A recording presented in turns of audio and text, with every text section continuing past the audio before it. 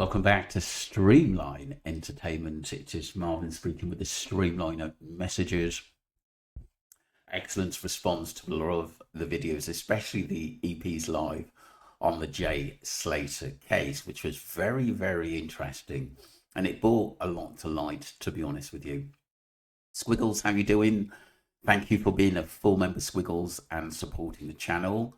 She says, thanks so much, Marvin. I like how you compared what is said by Mia with what was worked out from the creators and followers, along with the proof which was received the past few months from other accounts and the research. Thank you. And Ali and other creators working very hard. By comparison, this is neatly tying those ends together. And this is proving what Mia has said to be likely true. Thank you, Squiggles. I mean, it was funny how myself, Wax, Mama D, Haley Comet, and many of the others who had been, Duncan as well, who'd been following this case, we all came to the same sort of conclusion that Jay was never at the Airbnb. The beach footage was true. Jay was basically rugged at the club. This is why he was disorientated, and basically he was taken away on a boat.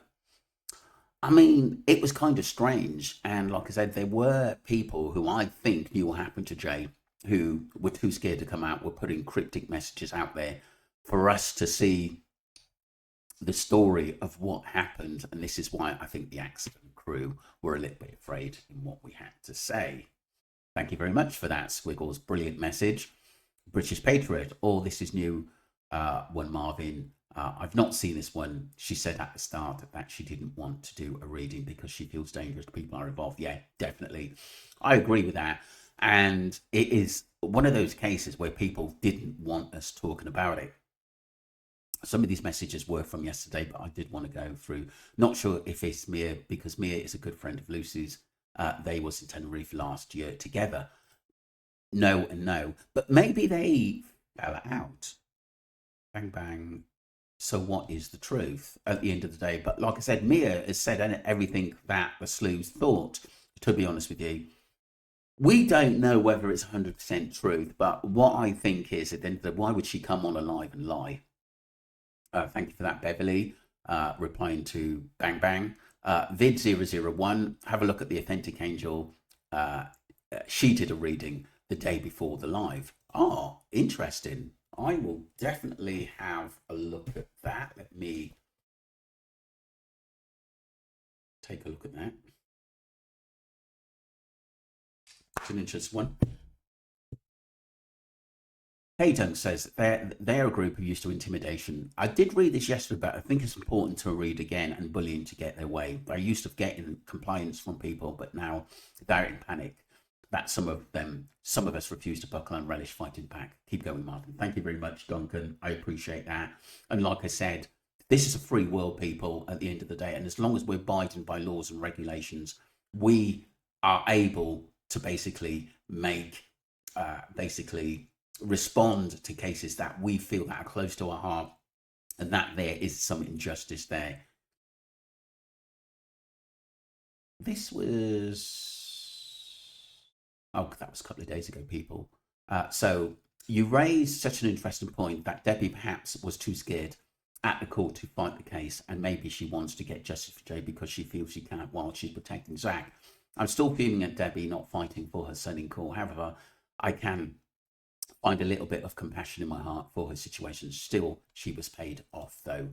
Yeah, and I think that was because of the life of her son at the end of the day, and it was enough possibly to get her out of the area she is.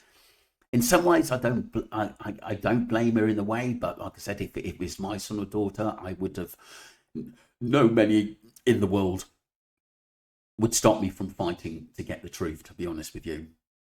And I do believe there's a lot more to come out, and it's good to see people come out and discuss the case openly at the end of it. And I feel people feel more comfortable.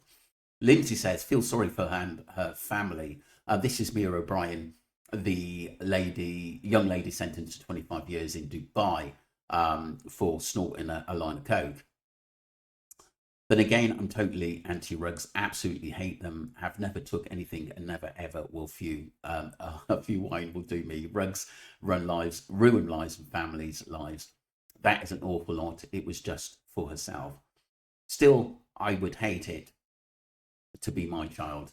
Thank goodness at 20 years old, he is so anti-drug, it's unbelievable. He has seen what is done to others, but myself and his dad had him well warned from his when he was 15. That's brilliant, Lindsay. Is he really drunk? When he's very seldom. He lets us do rug tests on him the next day for peace of mind, and all it shows positive for is tobacco from his vape out of 30 other rug tablets. Hate him vaping, but I vape, and so does my husband. As long as he never touches rugs, I'm happy. That's brilliant, Lindsay. I can see you brought them up very well, and respect to that. Madeline posts, and this was 5 days ago. She said, "Hi Marvin, thanks for sharing what a nightmare for her in an ordinary five-star hotel, all excluded. Staff must have at least spoke English." Yeah, definitely for that. And the staff also should know how to act serious situations. A luxury hotel of this should also be a member of International Union for Hotel Classifications. I hope she got the help she needed. Brilliant post, and respect to that. And thank you for the up-to-date messages, people. Jean Carson, hope Ali gets well soon. She's much better now. Thank you, June. I heard the same of the Airbnb has changed his name. And I just think it's, with the Airbnb, it's all to stop people talking about it. If you change the name, maybe change the colour of the door, they're hoping people forget about it. We know that Roman is linked to a lot of businesses. I think he knows Chris T, I think he knows Luggy, and I think he knows Abe and Rocky as well. I do believe that the Airbnb is a meeting point, and it's a place where they can talk freely without any prying eyes. That's what I would say personally. There were lots of good messages. Kay Dunks, Andrew McCallum over the last week, Serendipity, Andrew, Ian, Emma, PJM, Joe Jones, Jean Carson, thank you. Lindsay, thank you for being a full member. Pony Gill, Prime Candy, Janice, Malibu Girl, Bristol, British Patriot, thank you very much. Lindsay, Dave, great messages as usual. Alliance O'Calgan, and many more. KVNGK, Manuel Lovell, thank you. Mike Jakes, brilliant messages. Smoggy, K Dunks again, Vid001. And it was good to see Duncan, obviously, commenting in the messages on the live as well. Carney, Janet Turner, Rachel Chadwick, British Patriot again, thank you. Squiggles, great messages, and thank you very much for your full support. Keep commenting on the messages. What are you expecting from the Jay Slater case? Any other case you want me to cover, people? I mean, we're covering loads of cases now, and it is sometimes hard to keep up, people. That's why you've got 3 or 4 videos, because like I said, obviously the missing Jack and Lily Sullivan, that's gaining momentum again with the police sort of bringing in cadaver dogs and starting searching again. So they must have got a few tip-offs at the end of the day, but it is weird. And I know there are a great YouTubers, Michelle After Dark is doing some brilliant videos on the Jack and Lily Sullivan case. I do cover it a bit, but I do generally go on now what basically the RCMP talk about on that case, because it's very, very important. Ali said she's got a bit on Jack O'Sullivan case. Let's see what comes out of that.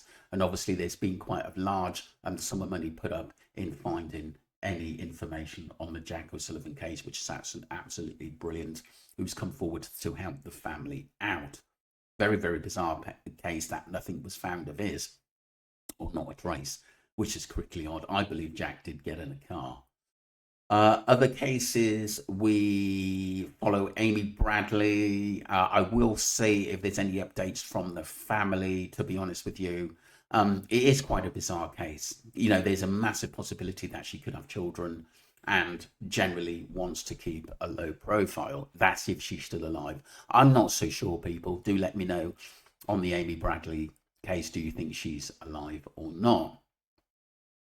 And obviously the latest cases that we looking at, Sam's case is very, very bizarre. Do go and look at it.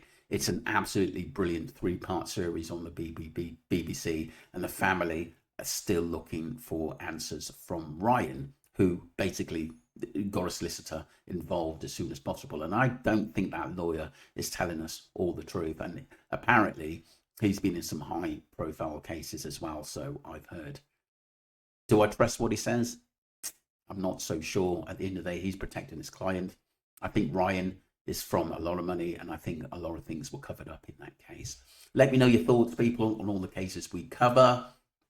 Once again, if there's anything you want me to cover or go back through, whether it's the Jay Slater case or any other Pacific point, even if it's small, even if it's just by memory or a small point, or even if it's silly, you know, I will still look into it and see what we can sort out. The problem is with the Jay Slater case now, at the end of the day, I know there are thousands of videos done by YouTubers, TikTokers at the end of the day. But like I said, those videos are out there. And it's not fair to go back through the videos because, like I said, we were fighting for justice for Jay Slater. We were fighting for justice for Jay Slater at the end of the day. That's what it was. But the mum, basically the parents were happy. Well, Debbie was happy with the judgment that it was an accident. And that's why I stopped playing the videos, for respect for the family.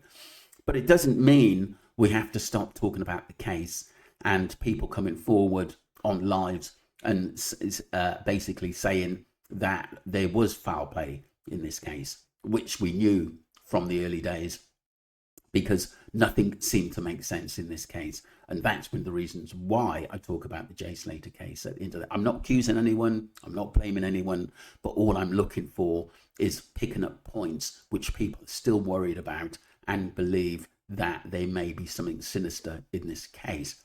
And it still rolls on. We apparently, Ali said there's a documentary coming on the 28th. That'll be very interesting. So we will basically look at that together, and I will summarize what I think with what went on at the end of the day. But it's going to be interesting if they're going to be on there. It's very, very interesting, to be honest with you. But like I said, everyone's entitled to their opinion on the Jay Slater case, and they shouldn't be bullied to thinking something else just because they've got an opinion. Let me know what you think, people. Don't forget to subscribe to Streamline Entertainment. And once again, thank you all.